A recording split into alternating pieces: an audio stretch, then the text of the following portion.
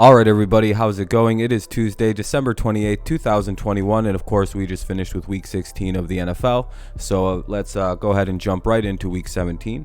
Of course, there's no bye weeks left. There's no more Thursday Night Football left, I believe, because, when you jump into it, it goes right to Sunday this week, so we did pretty good last week. We went 12-4, bringing the total record up to 149, 90-1, so we're kind of like, all right, if we can just do 2 more weeks with 4 losses each, then we can avoid the 100 loss thing, and that would be, I think, 3 straight seasons without 100 losses of doing the picks and all that. So that'd be pretty good, but more than likely, I feel like I'm going to just get over 100 or like 101 is what I'm thinking is going to happen based on, who knows how these last 2 weeks go, who knows what teams kind of pull punches, who's kind of losing for draft position, who's playing to try to sneak into the playoffs, who's given up. With all these teams still kind of in the hunt in the AFC, it's a little bit more difficult to kind of get an idea of who's going to play what and how hard. And then in the NFC, it's also interesting because there's only 2 spots left, or what is it, one or 2 spots left, and a whole bunch of teams still in it, but a whole bunch of teams are also out. So are they interested in playing spoiler, or do they want to lose for draft spot? Kind of hard to figure. And also like what COVID cases are messing up with what teams, and yeah, so this last 2 weeks are going to be really fun to try to figure out, but this week a little easier than next week, when next week's a giant question mark week when we don't know if guys are getting rested because they're secure in playoff seeding, or you never know. So good luck on the weeks for Week 17 this week to everybody. Again, we're 149 at 90-1, trying to finish off the season on a strong note after a shaky start. All right, let's see what Week 17 rather has to offer us. To kick it off, it'll be the Eagles taking on the football team. The Eagles are 4-point favorites with an over-under of 46. Normally, I like division games, and I think they're always fun and kind of hard to pick. But when one team loses a game 56 or something to 56 to 14, it's one of them things where you kind of just look away and go, I don't think I can pick them the following week. That was a beating. I don't know if it was like a blueprint beating, but like the Cowboys just kind of destroyed the Washington football team. I don't know if they were COVID struck was Washington, and I don't know what that was. The Eagles took care of business, beat the Giants, did their thing. As long as they keep winning, they can keep their playoff hopes alive. So I see the Eagles approaching this game with a lot of aggression, a lot of can-do, must-win attitude, whereas I don't know if we'll see that from Washington, who needed to win last week to somewhat keep their season alive, and they got completely dominated. So I don't know. Washington just feels like they're done for the year, and maybe trying to lose for draft positioning. I don't know. That was bad, though. I really just don't have much to add. That was just a bad performance by Washington. I can't pick them this week. Then we have the Los Angeles Rams heading to Baltimore to play the Ravens. The Rams are 3.5-point favorites with an over-under of 46.5. I maybe should have put an asterisk on this game, because an asterisk, I don't know how to pronounce that word right. I say it wrong. But this is one of those games where I'm like, I don't know what the Ravens are going to run out there. Are they going to run out Josh Johnson? Are they going to run out Huntley? Are they going to run out Lamar Jackson? Who's going to be available to play? Who isn't available? The Ravens are kind of in a mess right now with injuries, COVID. They just aren't playing good football, particularly when they are playing the games. The coaching, even though he's been making risky decisions, has been impacting the outcomes of games. Whereas the Rams, they've just been kind of steadily winning. They may have played poorly against the Vikings, but, they did what they had to do to hold on to a win. I don't know. Is this a game that the Rams could lose? Yeah, but it would take Lamar Jackson being in, and I really don't know if he's playing. So this is kind of one of those games I think I'll revisit on Saturday. But as it stands right now, the Rams should win. If they play Josh Johnson, they'll dominate him. I also think they dominate Huntley as well. But Lamar adds a little bit of a confusing element to this game, especially since it'll be in Baltimore. Must win for Baltimore. Lamar plays pretty good in these kind of games. So, it does change the outcome, I think, a little bit. But as it stands now, I'll take the Rams pretty comfortably. This is a pretty much no-brainer. The Tampa Bay Buccaneers head to New York. Brady heads back to the Jets into the Meadowland to take on a team and a fan base that knows him quite well. Bucs are favored by 13.5 with an over-under of 45.5. Oh, by the way, the lines are always included, but hold on. Always included. but I don't necessarily include them because I make my picks off those. These are just, I add these after the game. Like I make all my picks. I'm like, oh yeah, there's lines. I get them from FanDuel. I put them on there for your purposes, and because people always ask, hey, do you know what's the line? What's the line? So I'm like, put them on there. So if you do gamble responsibly and smartly, I guess. But yeah, I have the Bucs winning 35-17. I don't really think it'll be that good of a game. But really quickly, more on the Rams-Ravens.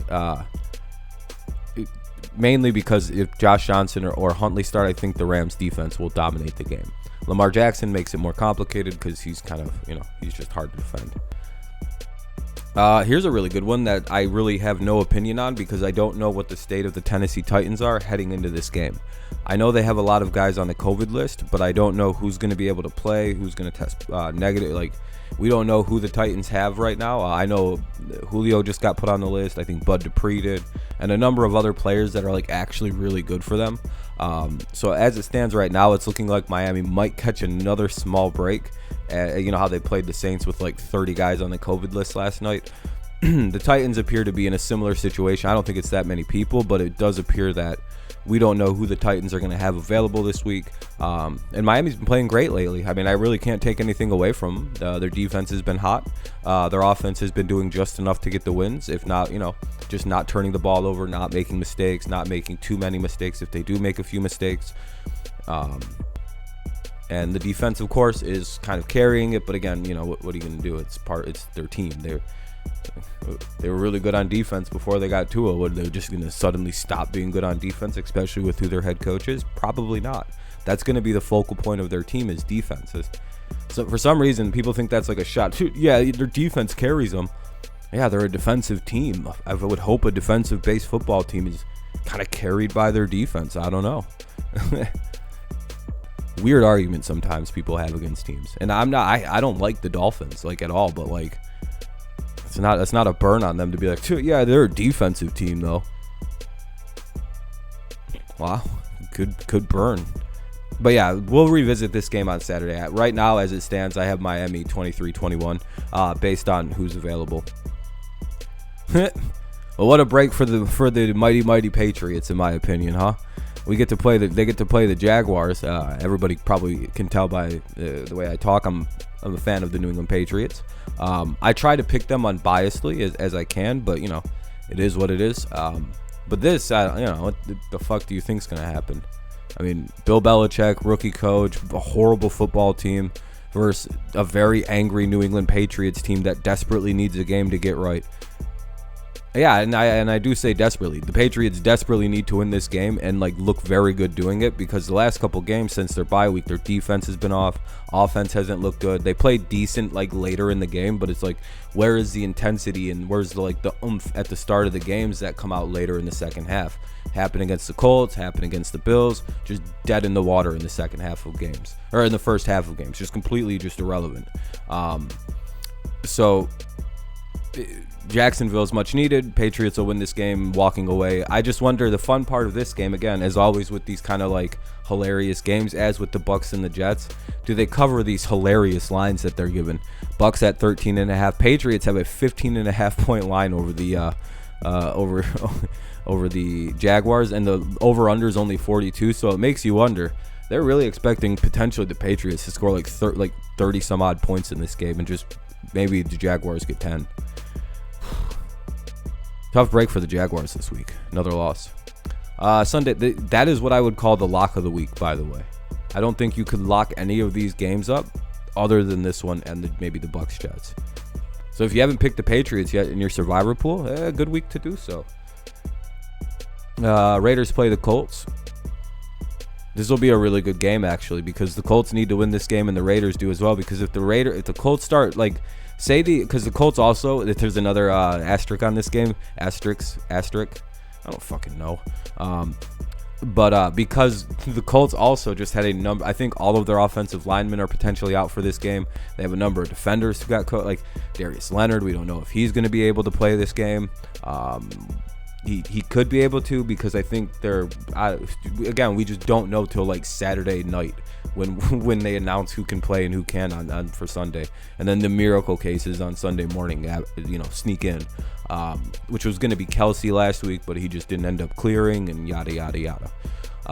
But when we look at this one, this is a really close game. Even if both teams are at like full ability of what they have available, like minus like season-ending injuries, of course, and other extenuating circumstances for the Raiders, DUI, murder, manslaughter, whoopsie. This game probably is a game the Colts win. But one of the things the Raiders do very well is they play a very good, like somewhat good rush and like prevent, they get good pressure on the quarterback when their defense is working and working well. They get good pressure on a quarterback and they can run the ball. They can kind of play rush defense. Now, we all know how the Colts kind of feed and move the ball. They run the ball the shit out of it. Honestly, Taylor could be an MVP candidate, but with the way the league is, if Derek didn't get one last year, I really don't see how they're going to give one to Jonathan Taylor. But he may even have a stronger case with how poorly Carson's playing. And by the way, I think Carson Wentz is playing poorly on purpose to some degree, to help the MVP case of his running back. Like, it's very odd. He's like missing weird throws. He just throws the ball at people's feet and just looks around, and then they hand it off to Taylor, who goes for like fucking 800 yards. It's quite the con they might be trying to pull off here in Indy. But whatever. I'm all supporting it. The guy should be the MVP this year. He's clearly the most valuable player to his team.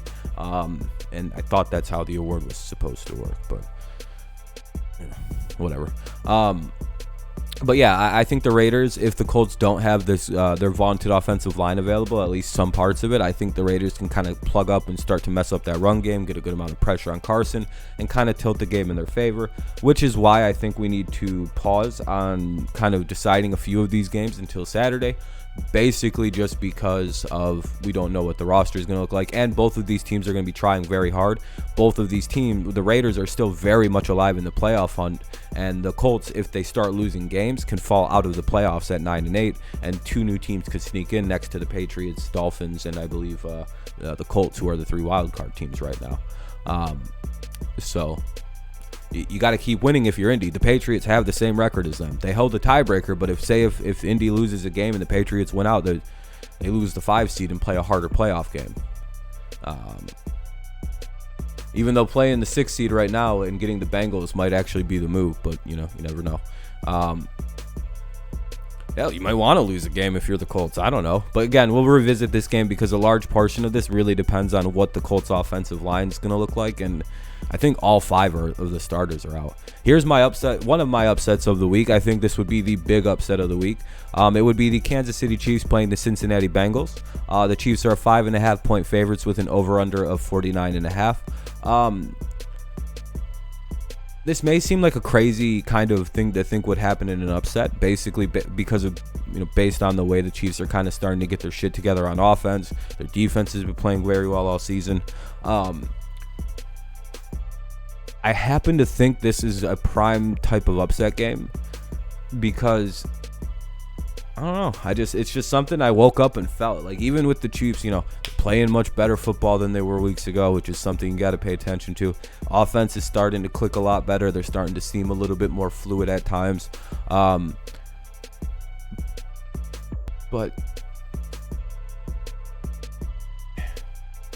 something about this game just feels like it's one of those games where the Chiefs are just rolling so well and the Bengals are kind of just this, you don't know what you're going to get out of them team. And I don't think a team like Kansas City,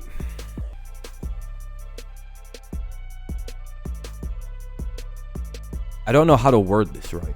It's just, I guess I'm not that impressed by what they did to against the Steelers and the Raiders. They're like a division opponents I don't care too much about, I'll be very honest. But I don't know. Maybe this is my own hope, because I'm not the biggest Chiefs supporter. I don't really like their fan base. And maybe this is my own mindset of, I think Burrow's a better quarterback than Mahomes. But maybe it's my own bias he's kicking in this, and this is a bad upset pick. But oftentimes I don't explain my upsets. I just go, well, that's my upset pick of the week, and then I move on. this feels like an upset pick, and it feels like an upset. 100% feels like one. Don't know why. I just feel it deep. I know I'm not going to provide. I don't have any good explanation. I just think it's an upset. This is a who gives a shit game. The New York Giants playing the Chicago Bears. 6-point favorites are the Bears. I have the Bears winning because they're the home team, and Fields is a good quarterback, and the Giants don't have a quarterback that's worth playing in this game. So give me the Bears. Yeah, just I would love it so much if Atlanta could win this game. And again, we're not on the bullshit with you can't pick the Falcons, but like, they almost got upset by the Lions. If the Lions would have had Goff, the Falcons probably lose that game. And it was the exact way I said. They if you can do two things, you can beat them. Bills, they can just do multiple things on offense. So the Falcons really stand no chance. The fun part of this is if the Bills cover a 14-point line. I say no. I think the Falcons can actually cover that. They're pretty decent at doing that anyway. I don't know. Bills win anyway. There's not much to discuss in that game. What's this? Oh, the 49ers take on the Texans. 49ers are 13.5-point favorites with an over-under of 44.5. Now, the Chargers have the uncanny ability to get beat by anyone who can run the ball in any capacity. And I think Burkhead had a really good game. Mills played well. If you're a Texans fan, these wins have got to be frustrating for draft positioning. But one of the things that you have advantage going in there is a younger head coach who probably just thought, oh, it's the Texans, we can kind of just beat them up. Whereas when you play the 49ers, you are getting a pretty decent strategic head coach who isn't just going to let like a team run loose on them because they weren't prepared for anything the Texans have to offer. Them beating the Chargers like that kind of give teams like, all right, this is how we deal with the David Culley team. This is good tape on Mills now, kind of what they like to do on offense. And I think a team like the 49ers will utilize that and kind of take advantage of playing a lesser opponent like the Texans this year. So give me the 49ers in what could be a much closer game than what 49ers fans want to see, because I think the Texans are slowly starting to form a weird identity. I don't know how. Really not sure what they're doing, but like somewhat of an identity is forming. So good for them, and I think they'll keep it close, but ultimately 49ers win. This is a pretty good game, like a low-key good game that I don't really have much information on. Because if Drew Lock starts this week, they're going to lose. But if they don't, they could win this game like they did in week the first meeting. And basically, my thought behind having the Broncos beat the Chargers is, if you look at it's the running situation. The Broncos can run the ball very, very well, and when their passing game's right, with like if they have Bridgewater, they can use play action to get the ball down the field and kind of score in the way they like to. But they can also, one of the things again though, most importantly, is Chargers running defense not very good at all. Broncos can run the ball pretty well with Javonte Williams, I believe, unless he's injured, and I don't know that. And Melvin Gordon, I believe, unless he got injured as well, and I don't know that. But I think both of them, as long as they have both of those guys in Bridgewater, I like the Broncos to win this game. But if a few of those components are missing, that's why the little star's there, and that's why we're going to have to revisit this game on Saturday, because I don't trust Drew Lock running this offense. I think he's quite the detriment to the success of the team. Who gives a shit game with two teams that won't make the playoffs? The Carolina Panthers and the boring New Orleans Saints, who couldn't beat the Miami Dolphins last night. The Saints are 6.5-point favorites with an over-under of 38.5. Again, I have to revisit this game. I think most of the guys who are out for the Saints should be back in this game. I don't know. Again, there's so many games that are just like, I don't know what they're going to look like because of all the COVID stuff. And like the New Orleans Saints are a bad case of it. They had 20 guys out, and that clearly impacted that game last night.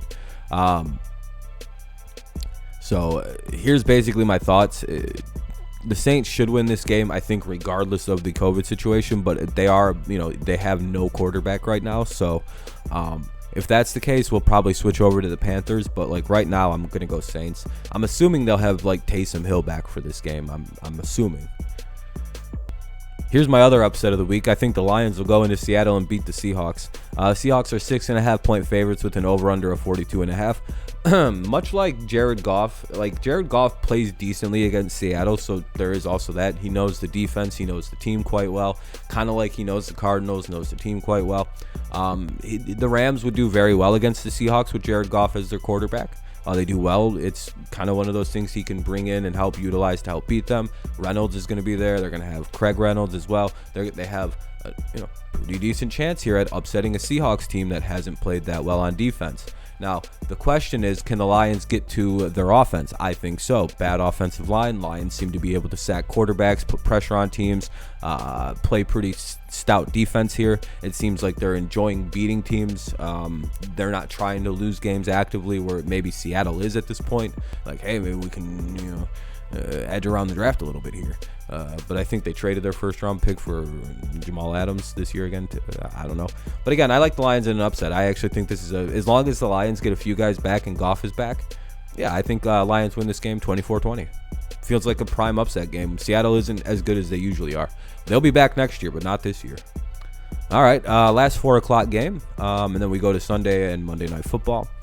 Arizona Cardinals take on the Dallas Cowboys. This is probably the game of the week. This probably should have been, as annoying as it is to put the Cowboys and Cardinals in, so I think Cowboys already hit their primetime max.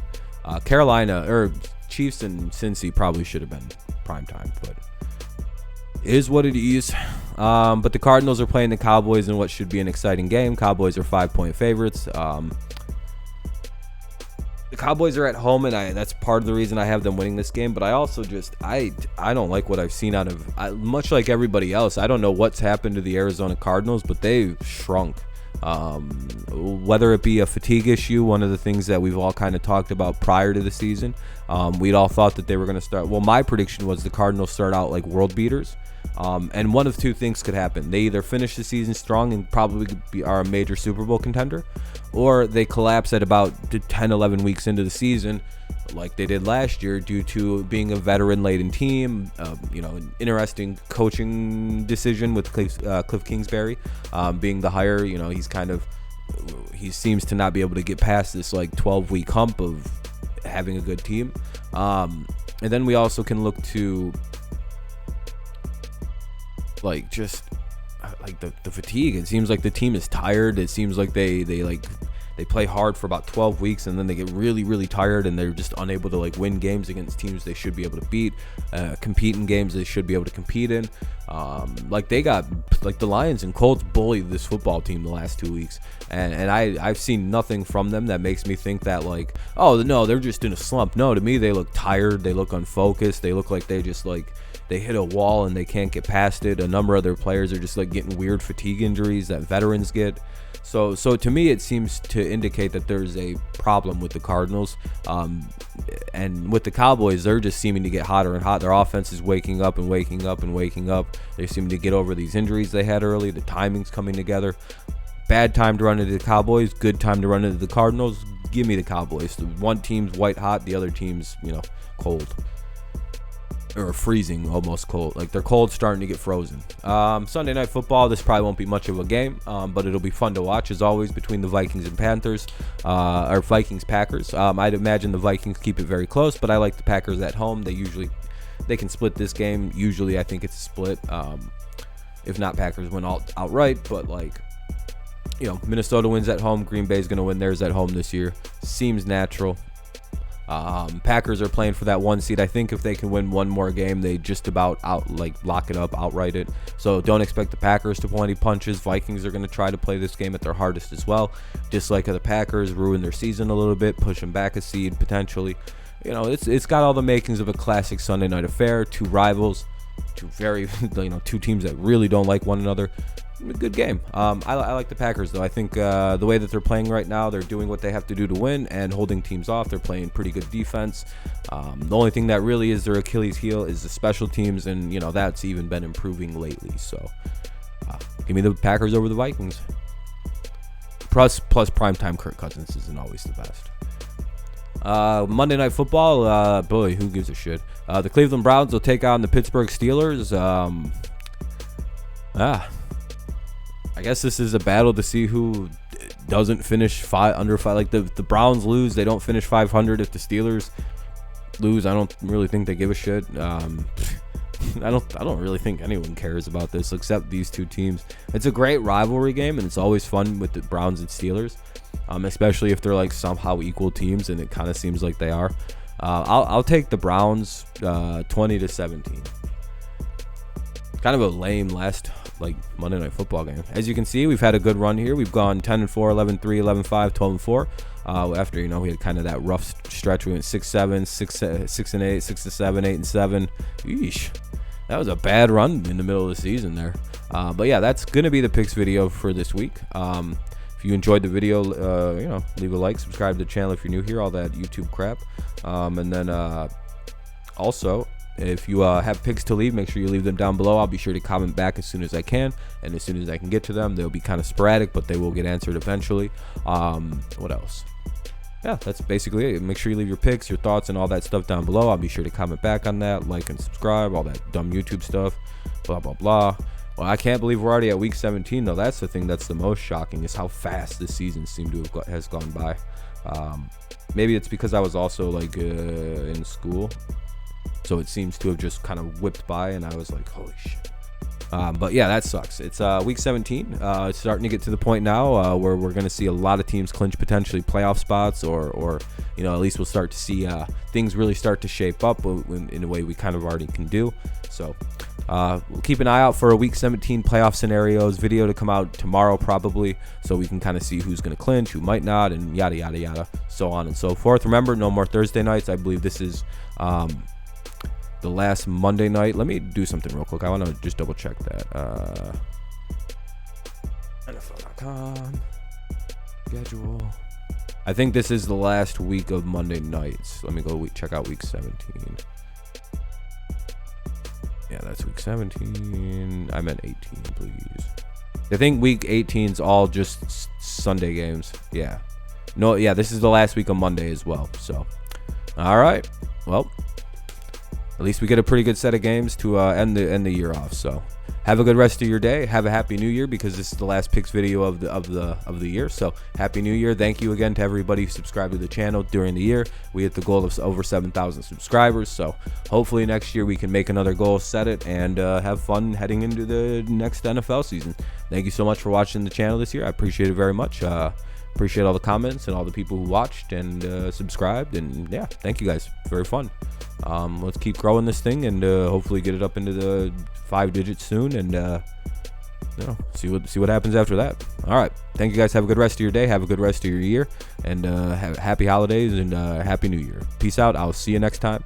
And when I talk to you next, it'll be 2022. Isn't that crazy? Literally, this time next year it'll be the 4th. Crazy. All right, I'll see you guys then. Peace out. Have a good rest of the day, and go Patriots. Right.